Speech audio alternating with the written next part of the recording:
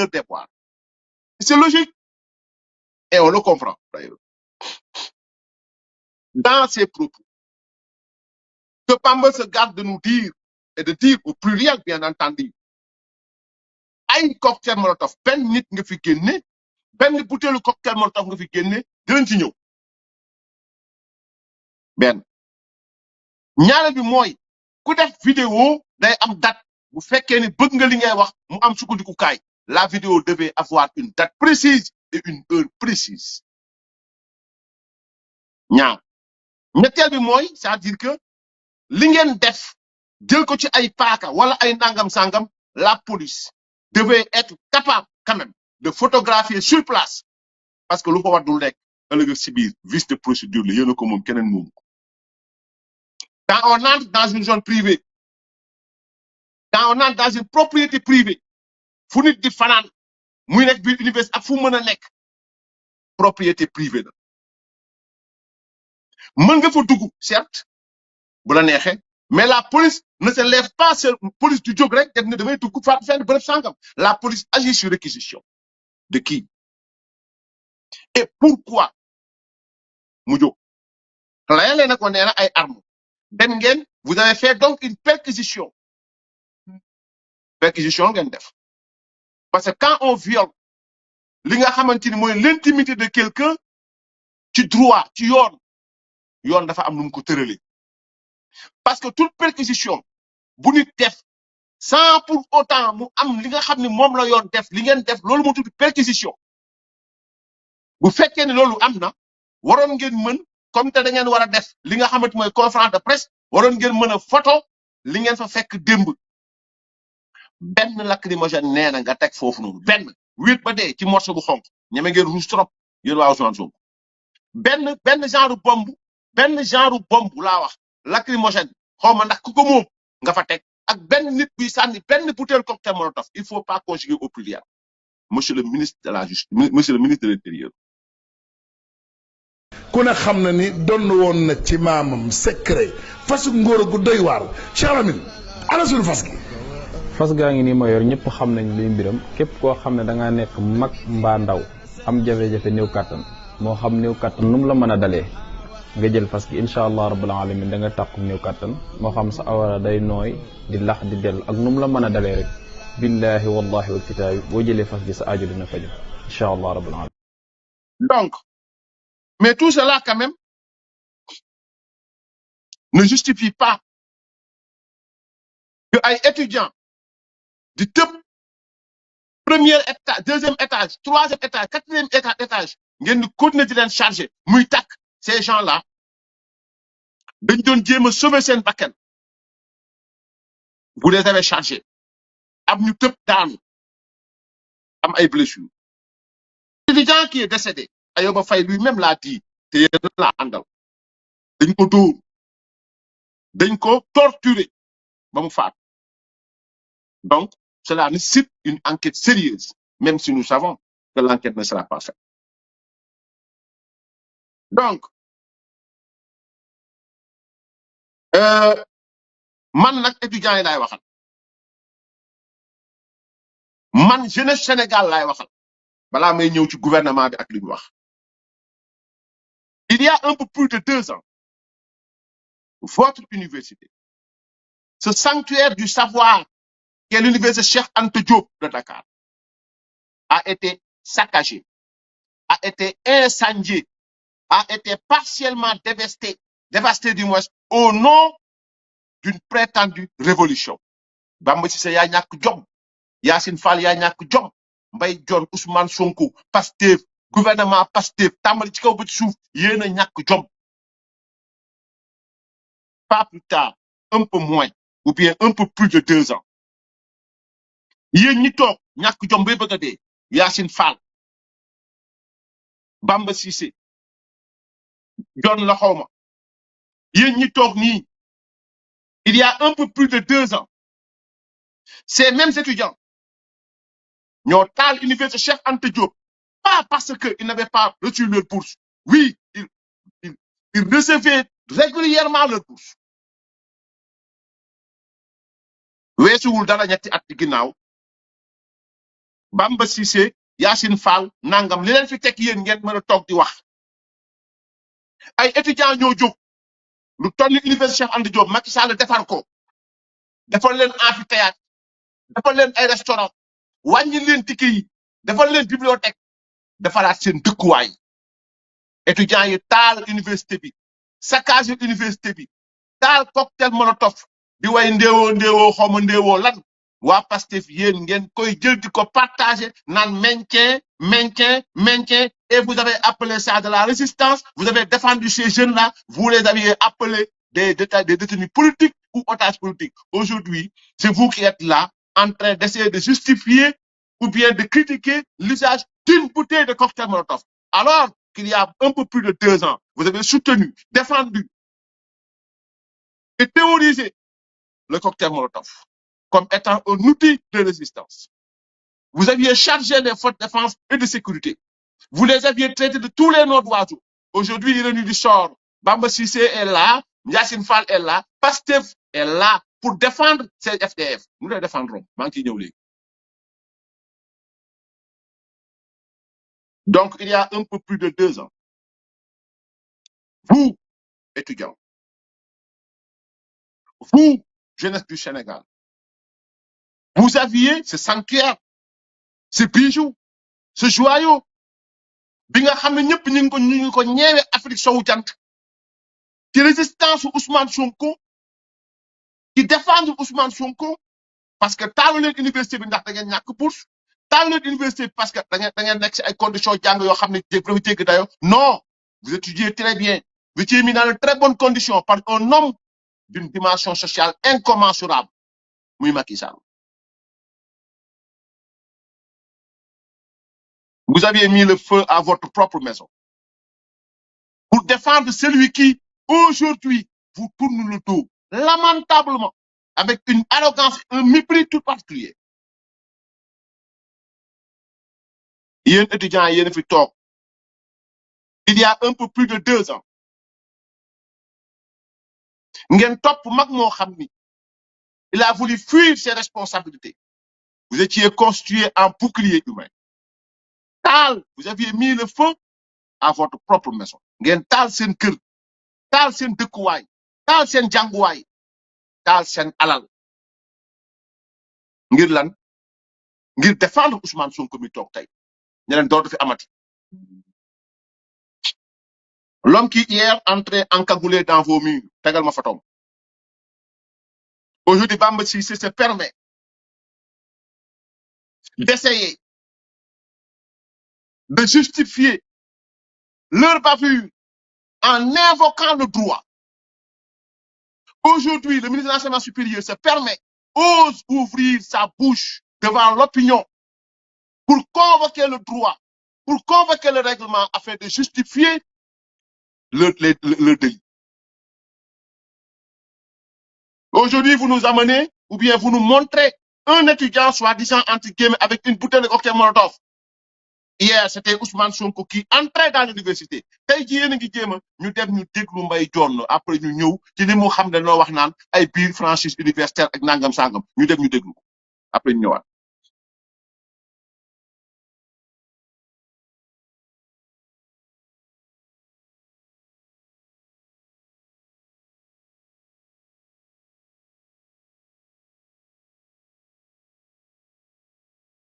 Franchise universitaire.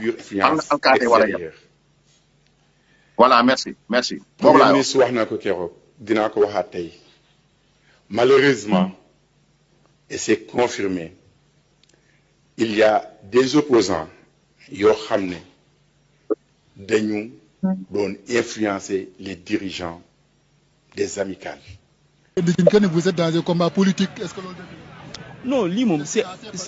non grand gis nga loolu ay waxu gëmuñu ko quoi. Moi je suis membre de Pastef, je suis de Pastef, comprendre nga yaa ngi dégg tey jii dañu xeex lu bare ci projet bi c'est-à-dire que yaakaaruñu woon lii quoi, franchement yaakaaruñu woon lii pour dire vrai ñun li ñuy sox ñu pour amélioration moo tax bu ne amélioration condition de vie. Bon loolu vidéo bi non yow jamais yow tout le temps yow da ngay victimiser tout le temps. non continuer.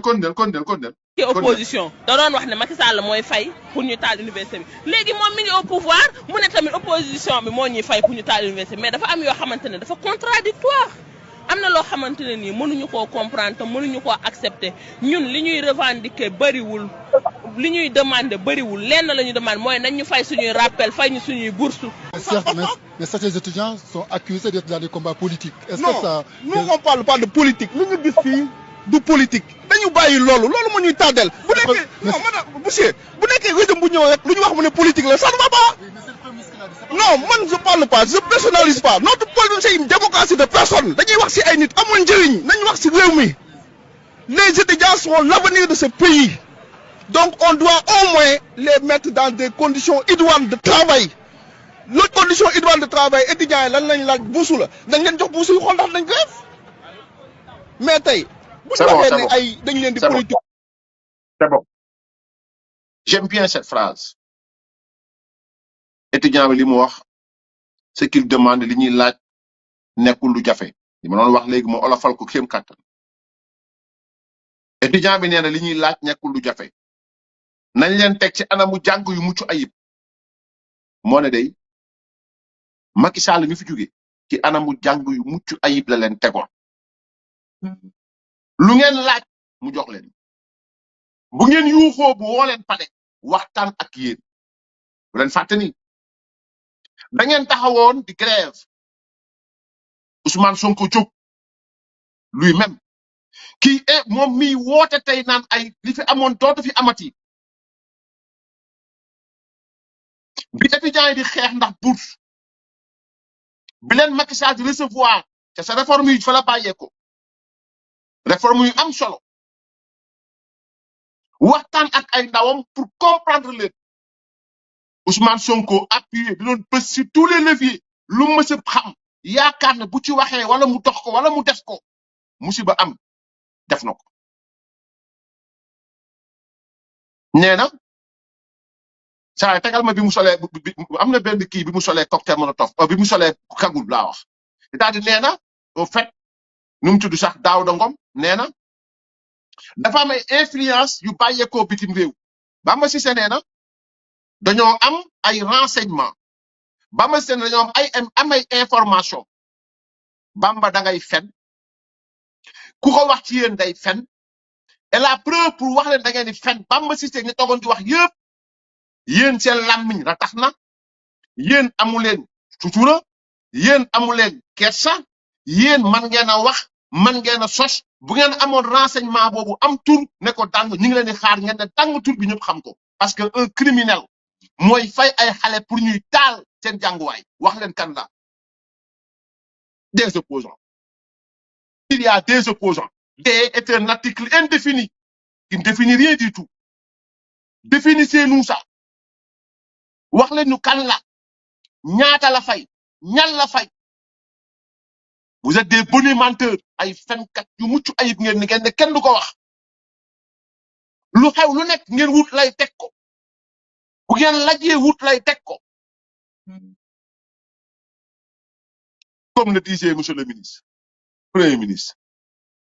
kon yéen ndakate yoo au-delà d'être de grands menteurs vous êtes des incapables comment un gouvernement peut-il avoir des renseignements comme quoi il y aurait des opposants qui instrumentaliseraient des étudiants dans comment jàppuleen leen avant ça si on a un renseignement on agit en amont on n'attend pas jusqu'à ce qu'il y ait mort d'homme pour venir dépiter les plus grandes fadaises sur la place publique c'est un mensonge d'État li nga wax ni nan la nguur mën a toogee am renseignement ku xam université xam ne mën na taalum réew ku xam université xam ne mën na indi musiba ci réew Bamba Cissé nga ne am nga renseignement bi tu l'as partagé avec qui ton premier ministre soit amu leen disposition bu ngeen jël jàpp et opposant boobu jël téléphone am exploité ko jàpp étudiant yooyu mën a réagir en amont avant qu'il y ait mort d'homme Tu mens, monsieur le ministre monsieur le ministre de l'Intérieur Bamba Cissé. Tu mens et tu sais que tu mens. Billahi da ngay fen xam nga ne da ngay fen pour mu leer wax ñu kan la wax ñu nan la wax ñu ñan la ko jox ci ban anam lañ leen ko joxee amatuñu wax naan am na étudiant yoo am na opposant yoo xam ne dañ doon jox gars yi ñuy lekk patati patata waa pour ñu jënd añ nangam sàngam nguur gu ñàkk fayda comme nguur Ousmane Sonko man laa musu gis c'est des mensonges wallahi ay fen mais ginnaaw ba démb jéem nañu lu nekk pour jéem a justifier li nga xam ne mooy deewu xale bi amuñu ko dañuy dem sukkandiku ci fenkat bu mag bi nag moom te monsieur le monsieur Kassab bu mag bi le premier désastre de la République ñu dem jëlee ay waxam mi ngi nii monsieur Daouda Ngom parlant de franchise universitaire parlant di nga xamante ni tey ji mooy l'incarnation même de Iblis sur terre ci Ousmane Sonko ban influence boo ko jëlee influence bi indi ma kagul boobu ban influence boo ko jëlee influence bi et à l'issue de ça tey booy yi di xeex ak yéen ba mu am mordom li mu sol lañ sol ils sont encagoulés li ngeen leen jàngal à travers Xalaat TV tegal ma Xalaat TV